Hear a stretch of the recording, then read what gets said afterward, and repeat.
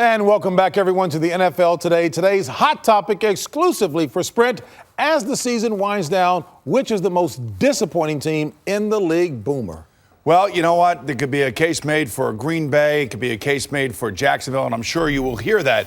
But I'm going to say the Dallas Cowboys. I mean, is there a team that gets more publicity than the Dallas Cowboys with the trade for Roy Williams in the middle of the season, Tony Romo and Jessica Simpson? You have the Terrell Owens saga. You got Wade Phillips taking over the defense. And then, of course, you have Jerry Jones on top of all of that. And everybody thought that this was a preseason Super Bowl pick. And now at 9-6, they're in danger of not going to the playoffs. And it is a train wreck waiting to happen. You know what, Boomer? They get all this publicity for all the wrong reasons, what they do off the field and on the field. I'm going to take the Cleveland Browns because this was the team, guys, 10-6 last year, and they were the number 8th ranked offense. Now they're number 30th ranked. And they signed Dante Stallworth to boost that offense. You look at defensive, they give up a first-round pick to sign Shaun Rogers. They give up a second-round pick to sign Corey Williams, and they've gotten no better on that side of the football. And how do you go from the number 8th ranked offense to the number 30th ranked offense with all the acquisitions that you made in the offseason and get no better? You bench your quarterback who you gave a long-term contract to, coach. They've been vastly, vastly disappointed. Well, I want to go back to what Boomer talked about, the one team, Jacksonville Jaguars. If you go back to a year ago, they were 11-5. They go into Pittsburgh, beat Pittsburgh in Pittsburgh, and everyone's talking about this is the team that's going to catch Indianapolis, and all they need is a deep threat. So what do? They go out and get Jerry Porter. They go out and get Troy Williamson from Minnesota.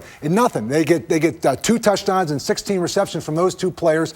David Garrard a year ago, 3 interceptions. This year he's thrown 14 interceptions. So I'm just saying this is a team. I know they've had some injuries on the offensive line, lead the league in drop balls, but this team has gone from the top to the bottom in a very short period of time. Coach, you got to be Jacksonville for me, too, because Shannon picked them to go to the Super Bowl. Okay. Well, you let that go.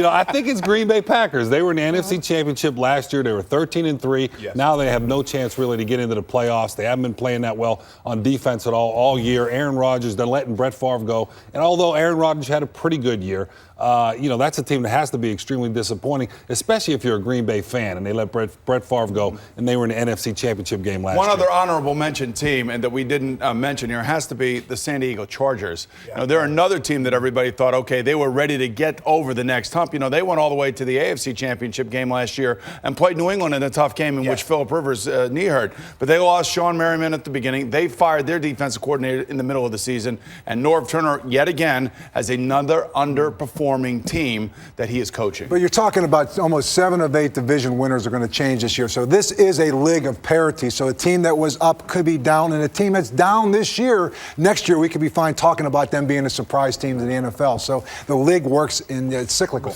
That's a good point, Coach. Dan Marino lays in the cut for you, does he not? Yeah, I mean, just 3 weeks in a row. Did you have Jacksonville go to the Super Bowl? Hey, folks, be sure to catch us at noon Eastern every Sunday right here on the NFL Today. Just keep praying.